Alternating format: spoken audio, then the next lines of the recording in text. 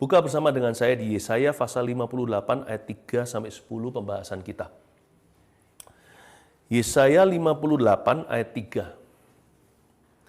Kalau di bahasa Indonesia, Alkitab kita, judulnya adalah kesalehan yang palsu dan yang sejati, atau shallow worship, atau penyembahan yang dangkal, atau kasih yang pura-pura. Banyak orang itu kerohaniannya sebenarnya hanyalah roh agamawi. Makanya Tuhan susah bekerja, Tuhan sanggup melakukan segala perkara, tapi Tuhan nggak mau bekerja dalam hati orang yang tidak sungguh-sungguh. Satu kapal itu bisa tenggelam gara-gara Yunus 1 loh. Berarti satu kapal juga bisa maju karena satu Paulus di dalamnya tidak jadi karam seluruh armada. Jadi posisi kita sebagai anak Tuhan di tempat di mana kita ditempatkan, itu sangat penting sekali, baik itu keluarga maupun perusahaan, masyarakat dan negara. Satu bangsa itu bisa mengalami transformasi karena ada orang-orang yang takut Allah, takut akan Tuhan di dalamnya. Nah, puasa itu sebagai akar kerohanian. Bagaimana itu? Apa saja yang dibukakan ketika kita puasa dengan sungguh-sungguh, dan mengapa kita berpuasa akan dijawab lewat ayat-ayat yang kita baca. Ayat 3 kita bacakan. Saya bacakan, Anda renungkan. Mengapa kami berpuasa dan engkau tidak memperhatikannya juga? Mengapa kami merendahkan diri dan engkau tidak mengindahkannya juga? Sesungguhnya pada hari puasamu engkau masih tetap mengurus urusanmu, dan kamu mendesak-desak semua buruhmu. Ayat 3 berbicara kepada kita suatu kebenaran yang luar biasa. Ayat 3 sebenarnya adalah sebuah conversation atau sebuah perbincangan antara Tuhan dengan umatnya. Pertama-tama umat Tuhan mengeluh begini, Tuhan, mengapa sih kami ini berpuasa dan engkau tidak memperhatikannya? Mengapa kami merendahkan diri dan engkau tidak anggap kerohanian kami? Kenapa kami doa dan nggak ada jawabannya? Kenapa kami maju dan tidak ada penyertaan Allah di dalamnya? Pertama, dimulai dengan kalimat mengapa kami berpuasa. Di Yesaya 58 diajarkan alasan sesungguhnya. Puasa itu perlu menjadi sebuah disiplin rohani yang perlu kita lestarikan dari waktu ke waktu. Mengapa? Karena di zaman sekarang ini kasih menjadi dingin dan kerohanian menjadi rapuh. Bahkan orang-orang yang religius yang menunjukkan dirinya beragama, biasanya penyembahannya juga setengah-setengah. Lebih banyak shallow worship daripada deep worship.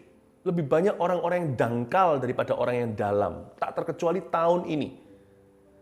Semakin tahun dunia semakin masuk ke zaman edan. Semakin nggak keruan. Lebih susah jadi orang yang sungguh-sungguh. Itulah sebabnya puasa itu lawan arus. Puasa itu cetusan bahwa Tuhan, aku nggak main-main dengan Tuhan. Aku mau sungguh-sungguh. Kadang-kadang kita perlu booster. Puasa itu kelanjutan doa. Doa aja cukup sih, sebesar biji sesawi. Sudah bisa pindahkan gunung apapun kemanapun. Tetapi ada waktunya, vitamin C pun perlu 1000. Kita nggak bisa hanya minum dikit-dikit saja. Ada waktunya vitamin D kita perlu boosternya kalau kita defisit sama sekali. Di tahun yang akan datang, tahun ini, di hari-hari kemudian, akan semakin sulit untuk kita itu maju. Apalagi kerohanian kita. Itulah sebabnya kita lawan arus. Booster itu perlu. Booster doa itulah puasa. Mengapa kami berpuasa? Karena kami mau menunjukkan sungguh-sungguh. Dan puasa memang bukan untuk show off ditunjukkan pada orang lain. Dan puasa itu gimana sih? Puasa itu individu pribadi kecuali apabila raja satu negara seperti Niniwe yang mau bertobat. Ketika ditegur oleh Yunus diutus ke sana, mereka mengumandangkan puasa secara nasional. Itu lain cerita. Ya, satu perusahaan juga nggak bisa paksa, nggak semuanya anak Tuhan. Bahkan dalam gereja pun nggak bisa paksa setiap anggotanya untuk berpuasa. Tapi saya bersyukur dan bangga gereja yang saya gembalakan, hampir semua jemaatnya betul-betul mengikuti, jikalau bukan semua. Nah, puasa itu gimana? Beda-beda. Gimana kalau saya sakit mah? Puasa itu alangkah baiknya dilakukan individu, secara pribadi, dan secara rahasia. Intisari puasa adalah kita mau bangun penyembahan yang mendalam dengan Tuhan. Booster daripada doa itu puasa. Booster pujian penyembahan. Kita mau beribadah. Dosis tinggi daripada ibadah seseorang itu seringkali adalah puasa. Tapi puasa itu juga bisa disalahgunakan. Disalah mengerti apalagi. Nah, terlebih dahulu saya masuk ke hal-hal praktis. Puasa itu gimana untuk melengkapi Anda semua yang mendengarkan saya. Puasa beda-beda setiap orang. Yang penting intinya adalah kita pantang dengan sesuatu yang kita inginkan, bahkan butuhkan. Jadi bisa saja puasa nggak makan sama sekali, tapi nggak semua orang kuat, apalagi kalau punya sakit emah. Ada orang yang puasa ester, 3 hari nggak makan. Dan puasa cairan lebih bahaya, jadi hati-hati kalau Tuhan nggak sungguhan suruh, jangan coba-coba. Ya. Tapi ada juga orang-orang yang puasa Daniel. Dia pantang daging, makan sayur doang dan buah-buahan. Tapi tetap harus jaga gizi badan. Tapi ada orang tertentu yang puasa hal-hal lain. Mungkin dia puasa main game. Apalagi kalau masih pertumbuhan. Anak-anak saya punya 3 anak. Ya kan? Beda-beda usia. Ada yang udah dewasa, ada yang remaja, ada yang masih anak. Nah kalau masih anak kecil pertumbuhan nggak boleh makan. Kan kasihan, jadi anak saya puasa yang manis-manis. Puasa hidangan penutup, gula-gula. Atau puasa main game bagi anak-anak Anda. Atau bagi Anda sendiri mungkin yang kecanduan. Ya, saya 21 hari nggak akan main game sama sekali. Nanti bisa-bisa bebas beneran loh. Nggak akan kembali lagi kepada kecanduan yang lama. Jadi puasa itu bisa begitu. Tapi yang pasti jangan puasa mandi ya. Kasihan orang sekelilingnya. Jangan juga puasa duty atau responsibility. Jangan puasa apa yang menjadi tanggung jawabmu. Kalau sudah menikah, jangan ada yang namanya puasa hubungan suami istri, apalagi komunikasi. Jangan nggak ngomong sama sekali, aku puasa kata-kata, bingung tuh keluarga. Jangan sampai kita sangkali tanggung jawab kita, itu bukan intisari puasa. Nah, yang kita perlu hati-hati tapi bukan hanya teknisnya, tetapi motivasi. Lihat ayat 3b, sesungguhnya pada hari puasamu, engkau masih tetap mengurus urusanmu, dan kamu mendesak-desak semua buruhmu. Ini yang saya sebut sebagai fasting for the wrong reasons atau fasting for selfish needs. Ini yang disebut dengan puasa untuk alasan yang salah. Aku puasa supaya orang itu dibalas biar dia tahu rasa. Aku puasa biar orang itu bangkrut. Itu yang disebut mendesak-desak orang lain, semua buruhmu segala. Pada hari puasa engkau masih urus urusanmu. Tuhan, aku puasa supaya aku jadi orang paling kaya di dunia. Selfish needs, kebutuhan yang egois. Itu bukan intisari puasa. Puasa itu bukanlah jimat. Puasa itu bukan mantra. Lalu puasa apa? Mari kita lihat lanjutkan ayat 4. Saya ngomong begini adalah supaya kita semua maju. Supaya tahun ini apa yang kita jamah diberkati. Supaya di mana kita ditempatkan berbuah. Karena puasa juga mengandung berkat. Memang puasa bukan untuk cari berkat, tapi orang yang berpuasa dengan benar diberkati Tuhan. Nanti ada banyak hal yang sifatnya kemajuan dan terobosan tidak terjadi karena jeripayahmu, tapi karena Anda dan saya mencari wajah Tuhan di awal-awal tahun baru. Ayat 4, sesungguhnya kamu berpuasa sambil berbantah dan berkelahi, serta memukul tidak semena-mena. Lalu 4b ini saya mau bahas. Dengan caramu berpuasa seperti sekarang ini, suaramu nggak akan didengar di tempat tinggi. Oke, kita agree. Kalau kita mukul-mukul orang, bantah-bantah, emosi, sumpah serapah, sambil puasa, itu munafik namanya. Sekali lagi puasa bukan mantra loh ya. Nggak karena puasa Tuhan jadi buta. Tuhan lihat kita ketika kita sedang tidak berdoa, kelakuan kita seperti apa. Itu akan memvalidasi puasa kita. Karena itu puasa jangan emosian. Saya dorong kalau Anda belum berpuasa tahun ini, mulai. Join us, will you? Mumpung sekarang masih belum akhir bulan. Sekarang live-nya ini kan masih di Januari. Sekarang saya bicara dengan Anda. Nah, ayo kita bergabung sama-sama puasa. Saya sih puasa sampai tanggal 31 Januari 2021 ini. Tapi kalau Anda telat datang, ya lanjutkan aja. Mau 21 hari sampai bulan Februari juga nggak apa-apa. Tapi siapa tahu kita baru sadarnya nanti ya puasa bulan Maret, April juga oke. Tapi as early as possible. Karena puasa itu luar biasa loh. Dengan caramu berpuasa seperti sekarang ini, kalau caranya salah, mana mungkin suaramu didengar oleh sorga. Berarti dengan kata lain positifnya adalah puasa itu membuat doa kita terdengar. Puasa itu ternyata adalah amplifiernya doa, loudspeakernya. Loh, puasa itu bukan produk lain selain doa. Puasa itu termasuk doa.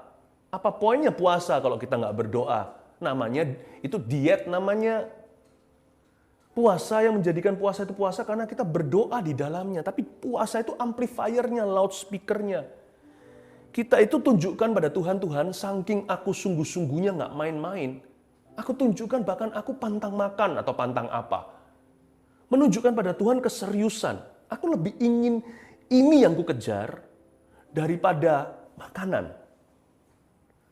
Aku lebih rindu ini terjadi daripada buka puasa sekarang juga. Puasa itu amplifiernya. Berarti ada doa-doa yang selama ini nggak terdengar gara-gara kita puasa. Jadi terdengarkan dan didengarkan. Belum lagi dikabulkan. Makanya Yesus berkata pada murid-muridnya, jenis ini nggak bisa diusir kecuali, bukan hanya berpuasa loh ya, berdoa dan atau plus berpuasa. Sembayang dan amplifiernya. Coba pikirkan, apa yang selama ini target-target Anda yang luput, goal-goal Anda nggak tercapai? Mungkinkah karena kita setengah hati untuk mencapainya? Atau kita nggak melibatkan Tuhan di dalamnya? Baik itu sifatnya pribadi maupun company. Sifatnya individu atau korporat. Ayat 5. Sungguh-sungguh inikah berpuasa yang ku kehendaki dan mengadakan hari merendahkan diri. Jika engkau menundukkan kepala seperti gelagah dan membentangkan kain, karung, dan abu sebagai lapik tidur. Sungguh-sungguh itukah yang kau sebutkan berpuasa mengadakan hari yang berkenan kepada Tuhan? Ayat 6. Bukan. Berpuasa yang ku kehendaki ialah supaya engkau membuka belenggu-belenggu kelaliman dan melepaskan tali-tali kuk, supaya engkau memerdekakan orang yang teraniaya dan mematahkan setiap kuk. Berhenti di situ. Saya mulai masuk kepada the benefit of fasting. Saya mulai bahas dengan Anda goal-goalnya puasa dan apa saja yang dibukakan. Hal-hal yang tiba-tiba jadi peka ketika kita berpuasa. Ayat 6, pertama-tama Tuhan berkata melalui mulut Nabi, bukan semua puasa caramu itu salah. Yang begini loh yang benar, berpuasa yang ku kehendaki ialah bla bla bla. Garis bawahi kata berpuasa yang ku kehendaki. Hal pertama yang dibukakan oleh kita ketika kita puasa, tiba-tiba hati kita jadi mengerti kehendak Allah. Berpuasa yang ku kehendaki. Di sini tricky. Waktu kita puasa dengan benar, dengan rendah hati dan bukan pukul-pukul orang lain, kita puasa bukan dengan alasan yang salah atau dengan motivasi yang egois. Ketika kita puasa itu menunjukkan kesungguhan hati untuk cari Tuhan, maka yang pertama kita temukan adalah kehendak Allah atas hidup kita. Nggak bisa dijelaskan, tiba-tiba mengerti aja ke kanan atau ke kiri. Nggak ada teori, nggak ada rumusnya. Aku tahu sebab aku tahu bahwa ini kehendak Tuhan atasku, ini kehendak Tuhan atas company-ku, ini kehendak Tuhan atas pekerjaanku, ini kehendak Tuhan atas hidupku kalau dia adalah seorang mahasiswa, kehendak Tuhan di masa aku belajar, kehendak Tuhan soal pacaran, kehendak Tuhan dalam keluarga, dalam kehidupan suami istri, membesarkan anak. I just know that I know, aku tahu saja bahwa ini kehendak Allah. Berpuasa yang ku kehendaki, garis bawah. Hal pertama yang dibukakan adalah kehendak Tuhan. It's very hard to describe and explain. Susah untuk menjelaskan. Hati tahu aja apa kehendak Allah bagiku hari ini, saat ini. Persis apa yang di depan. Lalu, kita kesana baca bla-blanya itu penting sekali. Berpuasa yang ku kehendaki ialah, lalu, supaya engkau membuka belenggu-belenggu kelaliman dan melepaskan tali-tali kuk. Hah? Kita jadi orang yang memerdekakan supaya engkau memerdekakan orang yang teraniaya dan mematahkan setiap kuk. Apalagi yang dibukakan saat kita puasa? Kita mendapat kemenangan, minimal janji kemenangan. Dan bersamaan dengan kemenangan yang Tuhan berikan dalam pergumulan-pergumulan kita, lewat puasa kita juga menerima roh belas kasihan. Maksudnya begini, Tuhan, aku ini kan puasa untuk pergumulanku. Kenapa engkau berkata supaya aku membuka belenggu orang lain? Supaya aku memerdekakan orang teraniaya. Kan aku yang dibelenggu Tuhan, aku yang teraniaya. Ini loh rahasianya. Kalau Tuhan hanya membuka belenggumu, berhenti sampai situ. Kalau Tuhan memerdekakan Anda yang teraniaya, ya sudah. Tapi kalau Anda bisa memerdekakan orang lain yang teraniaya, berarti Anda merdeka dulu dong. Kalau Anda bisa buka pasung orang lain, berarti borgol Anda sendiri juga runtuh. Itu yang disebut lebih dari pemenang. Visinya itu besar, yaitu supaya kita jadi berkat. Tapi gara-gara kita harus jadi berkat, kita diberkati dulu oleh Tuhan. Jangan targetkan hanya sampai ke bulan, nanti hanya makan roti, makan kue bulan di halaman belakang sambil menengadah ke langit, lihat bulat-bulat di awan. Tapi kalau Anda menargetkan sampai matahari, mungkin mendarat di bulan. Jangan visinya untuk diri sendiri, visi untuk orang lain, maka hidupmu pun dilalui. Dilalui oleh freedom, kemerdekaan itu. Dilalui oleh kelepasan. Dilalui oleh kesembuhan. Oleh kemenangan. Puasa membawa kita kepada tempat yang lebih tinggi. Visi untuk diri sendiri di-upgrade oleh Yesus. Dan kita jadi punya wawasan Allah. Jadikan aku berkat, ya Tuhan, di dunia. Tiba-tiba berkat atas kita tidak sepenting itu lagi. Kita tinggal dilalui. Puasa itu menjanjikan kemenangan dalam jiwa kita. Dari orang yang selfish, yang orientasinya diri sendiri, menjadi bermental kerajaan Allah. Carilah dahulu kerajaan sorga dan kebenarannya. Maka segala sesuatu yang lain ditambahkan. Jangan main-main dengan plus-plusan Tuhan. Matematika Allah itu bukan 5 tambah 2 sama dengan 7. 5 tambah 2 memberi makan 5.000. Dan mereka pun dilalui. Kampung halaman mereka tidak diabaikan. Pulang ke rumah 12 murid bawa 12 bakul sisanya. Padahal andai kata kalau mereka hanya minta roti untuk diri mereka, mereka hanya dapat roti dan air putih. Mereka makan kenyang sendiri, tapi kalau mereka minta berkat untuk 5.000 orang, pulang bukan hanya mereka dikenyangkan, tapau bawa ke rumah 12 bakul, masing-masing rasul 1 bakul penuh. Puasa memberi wawasan kita. Wow, hidupku tidak semurah itu ternyata. Saya tahu saya sekarang ngos-ngosan dikejar dengan hutang piutang. Saya sekarang rasanya demi bertahan aja. Toko yang saya miliki ini rasanya sudah kamsyah, udah terima kasih 1001 sama Tuhan kalau bisa bertahan 1 hari lagi. Tapi ternyata Tuhan bawa saya kepada kepentingan kerajaan. Toko jadi kecil, tiba-tiba iman saya lebih besar. Saya bisa pindahkan berkat ke toko saya tanpa harus ngotot sama sekali. Itu puasa. Puasa itu memberikan kepada kita roh kemenangan. Bersamaan dengan itu roh belas kasihan dulu. Jadi kita terbeban untuk orang lain juga. Nggak melulu tentang dirimu dan diriku. Itu dia maksudnya. Ayat 7. Supaya engkau memecah-mecah rotimu bagi orang yang lapar. Dan membawa ke rumahmu orang miskin yang nggak punya rumah. Dan apabila engkau melihat orang telanjang supaya engkau memberi dia pakaian. Dan tidak menyembunyikan diri terhadap saudaramu sendiri. Ayat 7 ini indah sekali.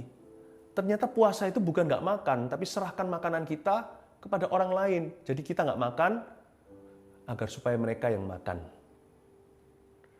Supaya engkau memecah-mecahkan rotimu bagi orang yang lapar, sampai tidak tersisa hingga kita puasa. Bedanya dengan diet, kita pantang makanan. Puasa, kita memberikan makanan. Saya punya rantangan, saya pegang satu-satunya. Tapi karena saya sayang sama teman saya, dia kelaparan, di rumahnya dipukuli orang tuanya, kekerasan dalam rumah tangga. Aduh, saya nggak makan sebentar juga nggak mati. Tapi dia loh tiap hari kurang gizi. Udah, semua kamu makan deh. Ini 1 porsi untuk 1 orang, bagi 2 juga 2-2 nggak kenyang. Kamu makan aja, saya puasa. Nyok, situ. Silahkan. dinikmati. Jangan lupa berdoa dulu ya. Itu puasa. Tak tersisa dimakan lahap oleh teman kita. Kita lihat dengan senang, kita nggak sadar sendirinya lapar. Itu puasa. Ada orang berkata kalau kita pantang daging, kita jadi orang lebih sabar. Karena daging merah membuat kita gampang marah. Nggak tahu apakah itu mitos atau terbukti secara ilmiah. Tapi ternyata puasa ada hubungannya sih. Kalau kita pantang apa yang kita sukai, asal bukan tanggung jawab kita atau duty, kalau kita itu menjauhi keinginan kita di hari-hari khusus kita berpuasa, atau bahkan kita juga menyangkali kebutuhan kita asal itu sehat dan nggak apa-apa, kita jadi orang lebih sabar loh. To be the kinder you, menjadi orang yang jauh lebih baik hati. Itu yang disebut dengan supaya engkau memecah-mecah roti bagi orang lapar dan membawa ke rumahmu orang miskin yang nggak punya rumah. Ternyata puasa bisa membuat kita jauh lebih baik hati. Itu terbukti. Puasa membuat kita jauh lebih sabar, iya. Mungkin hari pertama puasa masih kelaparan, setelah berapa hari ya, kita akan merasa, aku kok nggak terburu-buru seperti biasanya. Tidak seperti orang yang dahulu kala suka tergesa-gesa. Buka rahasia nih, saya bertobat September 1992. Waktu itu saya lihat Yesus dalam sebuah gereja. Dan setelah itu Roh Kudus lewat hamba-hambanya, beberapa nabi, termasuk bicara secara langsung kepada saya, lalu dari orang lain sebagai peneguhan saja, saya disuruh puasa 40 hari 40 malam. Cara saya membuka diri pada Tuhan, awal mula ketika Tuhan bentuk saya baru lahir baru, itu saya disuruh puasa dulu. Yesus sebelum masuk ke dalam ministry, public ministry, pelayanannya, yang begitu diurapi, Lazarus dibangkitkan. Tuhan Yesus dituntun sama Roh Kudus masuk ke padang gurun dan puasa di situ. Ternyata Tuhan latih saya karena saya namanya Philip Mantova dulu ini pemarah sekali, nggak sabaran. Udah nggak ada kata menanti. Tuhan ajari saya untuk menemukan the kinder me. Saya yang lebih baik hati, lebih murah hati, lebih peka sama orang lain. Orang lapar saya bisa rasakan karena saya pernah lapar. Puasa itu membuat kita jadi bukan hanya jadi lebih benar, kalau jadi lebih benar iman cukup, tapi jadi lebih baik. Saya yakin setelah puasa banyak orang dapat teman. Setelah itu dapat banyak rekan. Koneksi ilahi pun terjadi. Terjadi banyak pemulihan hubungan. Oleh karena itu di ayat 8 bunyinya begini, pada waktu itulah terangmu akan merekah seperti fajar. Dan lukamu akan pulih dengan segera. Termasuk luka hubungan. Kebenaran menjadi barisan depanmu dan kemuliaan Tuhan barisan belakangmu. Ayat 8, saya bagi jadi beberapa. Mari ikuti saya ya. Pada waktu itulah, di masa-masa puasa dan setelahnya, terangmu akan merekah seperti fajar. Terangmu merekah seperti fajar itu maksudnya apa? Maksudnya ketika kita puasa dengan benar, pewahyuan baru pun akan diberikan. Ada banyak pewahyuan baru yang tiba-tiba muncul dalam roh dan hati kita. Sesuatu yang kita tidak duga dibukakan oleh Tuhan hanya lewat puasa. Itulah sebabnya ketika orang puasa, biasanya juga disertai dengan banyak dreams and vision, mimpi dan penglihatan. Tidur pun nggak hanya tidur pulas. Sepulas apapun tidur, akan ada mimpi-mimpi yang kita ingat vividly, yang kita sangat ingat secara detil pula. Biasanya pesan untuk orang lain, terutama untuk diri sendiri juga. Roh kita tiba-tiba jadi peka ketika puasa. Kepekaan itu terjadi lewat puasa. Mau nggak mau sih. Dulu bergantung firman plus-plus, sekarang firman neto. Kalau dulu firman dan makan, sekarang firmanlah makanan. Mau nggak mau jadi lebih peka dengan firman Tuhan. Dan lukamu akan pulih dengan segera. Bukan hanya luka hubungan yang seperti saya katakan. Manusia jadi lebih baik, manusia-manusia Allah. Tetapi lukamu akan pulih dengan segera berarti ada hal-hal tertentu, area-area tertentu hidupmu dan hidupku ini yang tidak kunjung sembuh. Saya nggak bicara melulu tentang sakit penyakit tubuh. Mungkin bisa secara finansial juga.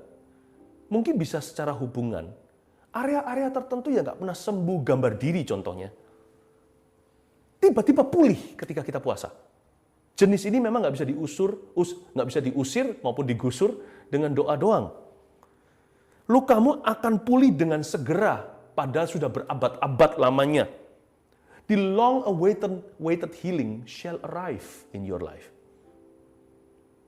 Kesembuhan yang kita nantikan sekian lama ini datang dengan begitu aja tanpa perlawanan. Mudah sekali terjadi. Lalu kebenaran menjadi barisan depan, kemuliaan barisan belakang. Apaan? Apa maksudnya ini? The fulfillment of God's word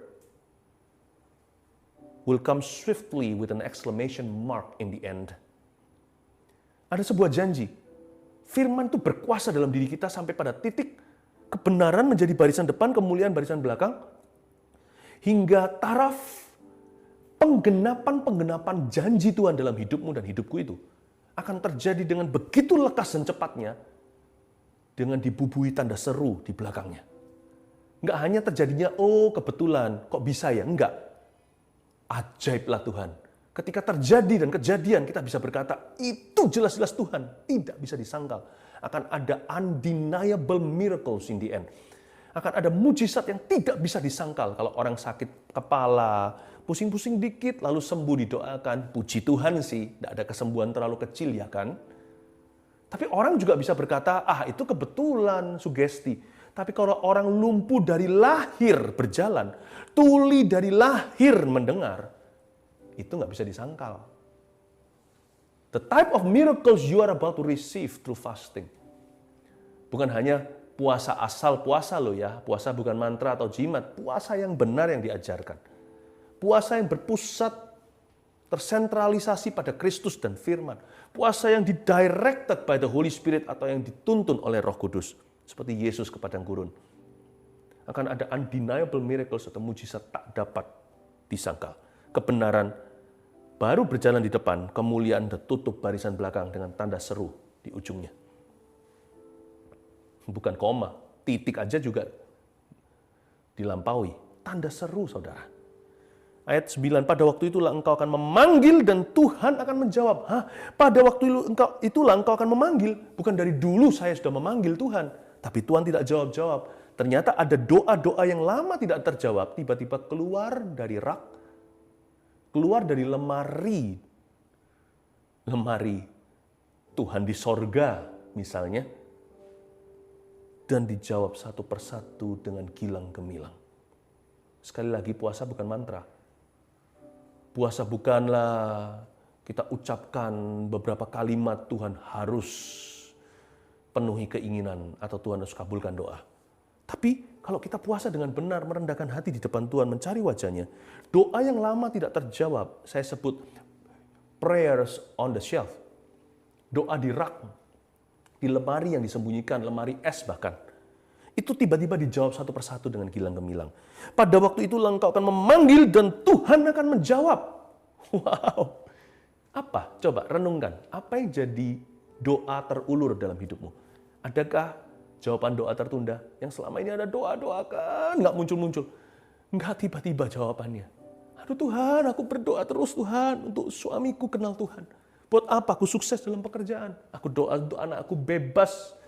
Ya Tuhan, dari pergaulan bebas. Aduh Tuhan, kapan? Puasa.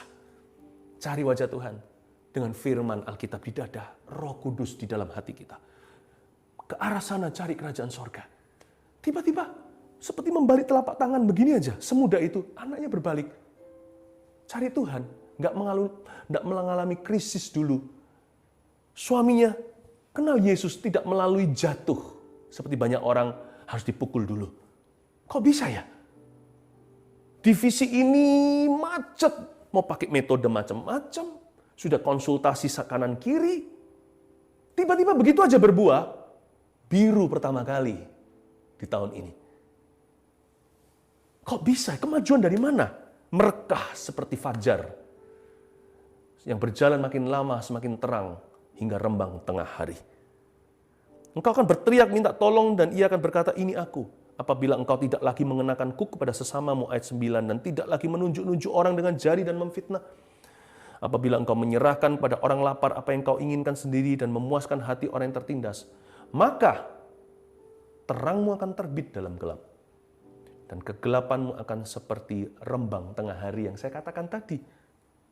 Increase spirituality, yang pasti ujung dari puasa adalah kerohanian kita bertambah.